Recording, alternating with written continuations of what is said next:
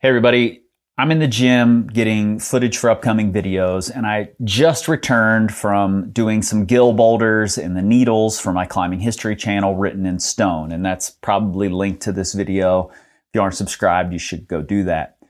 But I was trying to understand how the rock he was climbing on helped shape his movement and philosophy, which ultimately would have a huge effect on bouldering. And that got me thinking about how we in the present see the future. And when we discuss where the limits of climbing difficulty are, we go one of two places. First, to theoretically constructing something harder but possible, filled with pieces we already understand. If only someone capable could find a V15 to a V15 to a low percentage V13 dyno to a pump E15B or whatever. Or we make the incredibly ignorant and short-sighted prediction that holds can't really get smaller and moves can't really get bigger, as if those are the main levers of difficulty. But I get it. It makes sense to go there. But what I want to do here is look somewhere we rarely go, at the potential evolution of the climbers themselves. Now, recently I've been rethinking climbing tactics, going deep into the research about bias and noise and judgment and decision making. And this tactics exploration started with rethinking grades. I have a whole playlist of those videos. And that is after rethinking how climbers engage with movement, which you can find in my Atomic Elements of Climbing Movement course, or I have a playlist of videos for that too. And so all of these disparate dots, combined with trying to experience the past to better understand the future, finally connected and lit up this light bulb in my head. Now, there's this forever conversation about how do we build the perfect climber. And in the 60s, John Gill was definitely in that conversation for nearly everyone. Today, it's going to be Aidan Roberts' high angle crimp and Alex Mago's strength and Adam Ondra's effort and Janja Garnbret's adaptability and Seb Bowen's knee bars and Daniel Wood's lock-offs and Jonathan Siegrist's endurance, etc., etc.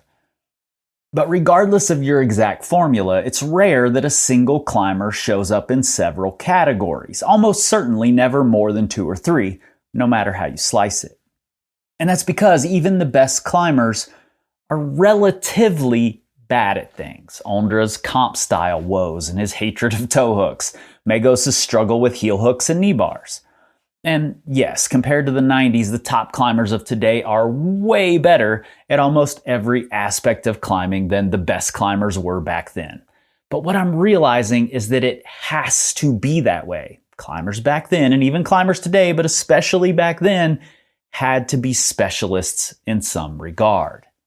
Because for any skill or technique or asset to be mastered, someone has to first come along and make those initial explorations. Pierre Lalande and the Blossards were climbing dynamically in Fontainebleau in the 40s, but then John Gill comes along in the 50s, and even though he doesn't know about what's gone on in France, he develops what he calls controlled dynamics. That changes the game. But then it has to be taken further. Wolfgang on Action Direct. Then Fred Ruhling pushes it so far that people call him a liar. Eventually, you get a Chris Sharma, who uses that skill incredibly effectively, so much so that it seems like the main tool he has access to, or at least that's what the media shows us because it's exciting. So the game keeps changing. And eventually, gyms set that way regularly. We all have access to that style. So not long after, a lot of us, even relatively new climbers, are pretty good at that style. It seems like it's everywhere. Or we can look at Francois Legrand, who used creative body positions to get around what seemed like a lack of strength. Then eventually Dave Graham takes that style further, before people had really learned to use knee bars and toe hooks and creative body English to fit into hard moves. It looks magical, like wizardry. Now, a lot of climbers are good at that style, which also seems like it's everywhere. And look, I couldn't have faulted you if you thought Chris Sharma was God-tier dynamic climbing, or Dave Graham, the ultimate level of wizardry, the absolute mastery of those skills. But it just isn't true, no matter how nostalgic you are about those climbers. Today, A lot of climbers are as good or better at that aspect of Chris's style than Chris was, better at that aspect of Dave's style than Dave was. And some people are better at both than either Chris or Dave.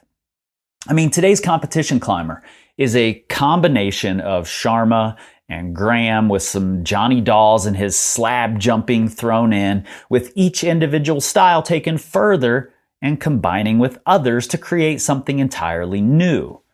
Not to mention their mastery of all of the basic skills and action capacities.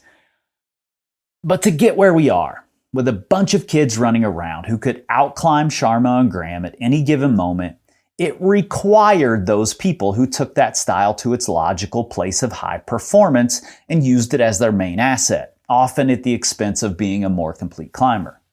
Without them, not only would setters not as quickly embrace setting and experimenting with those styles and moves, but young climbers wouldn't have hundreds of boulder problems and routes outdoors where those styles are the best solutions.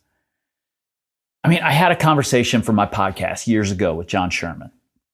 In it, he mentioned that at first they just walked past all of the compression boulders at Waco Tanks because they didn't recognize them as boulder problems. They didn't fit the paradigm of climbing they had in their heads. Compression climbing didn't yet exist.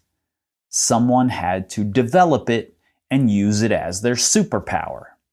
Now, we talk as if Chris Sharma just happens to find the dyno projects, or Dave Graham just happens to find the roofs that require some weird combination of body English and high-level rock crawling skills. But that's not it. The reality is that much of the time, the idea that those are rock climbs just isn't as readily available to people without that specific skill set.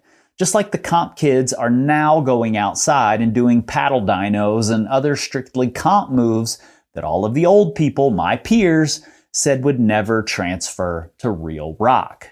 They said the same kind of shit about Sharma. Wait until he grows up and gains some weight. That style won't work anymore. He's not good, he's just light. Well, most of my peers were all wrong. They sounded dumb then, they sound even dumber now. But still, I get it. It's hard to see into the future. Innovation isn't common.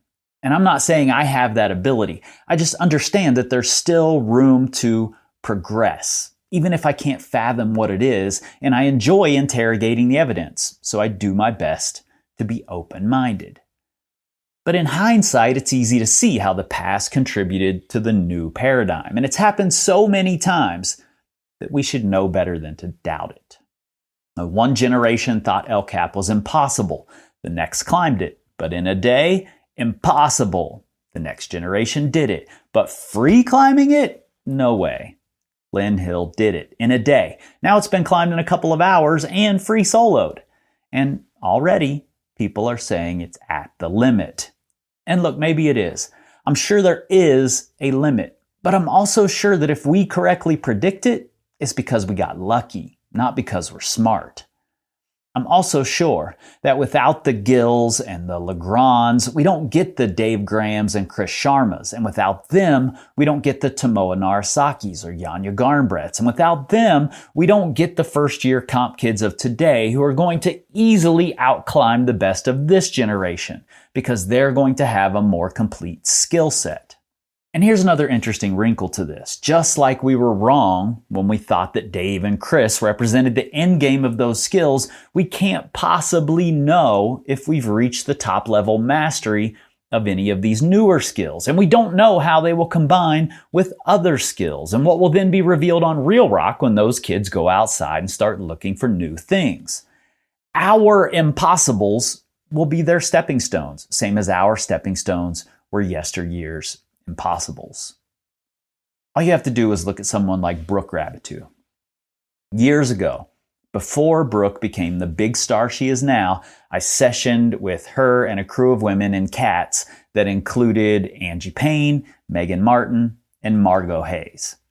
They all outclimbed me easily, but I walked out of there most impressed by Brooke. She had outclimbed everyone in all of their styles. Now, I already knew she was a badass. She had crushed my projects in my face several times outdoors, but this was different. Not only is she a product of legendary parents who were arguably the best of their generation, but she's also a byproduct of Angie Payne and her crimp and tension mastery, Megan Martin and her dynamic physicality, Margot Hayes and her determined grace. She was so clearly ahead of these women who had real superpowers because she had absorbed their superpowers and improved upon them. And some young girl out there right now is absorbing the superpowers of Brooke and Michaela and Yanya and Oriane, and she's going to be even better than all of them. So it's not about the holds and how small they can be or how far apart they can be. It's about the athletes and their understanding of climbing that's still forming.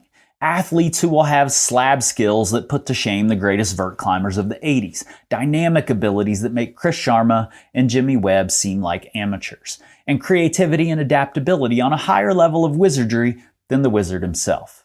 Athletes who will be able to look at panels of rock that we dismiss as too blank or unclimbable that will then reveal an entirely different set of moves that we can't yet even fathom. That is why we're nowhere close to the limits of difficulty in climbing. Nowhere near the limits of awe-inspiring. I suspect, actually, and I understand why this might sound crazy, that we're closer to the beginning than we are to the end. Let me know your thoughts in the comments. Where does climbing go in the future? What's happening now that will show up in a big way down the road?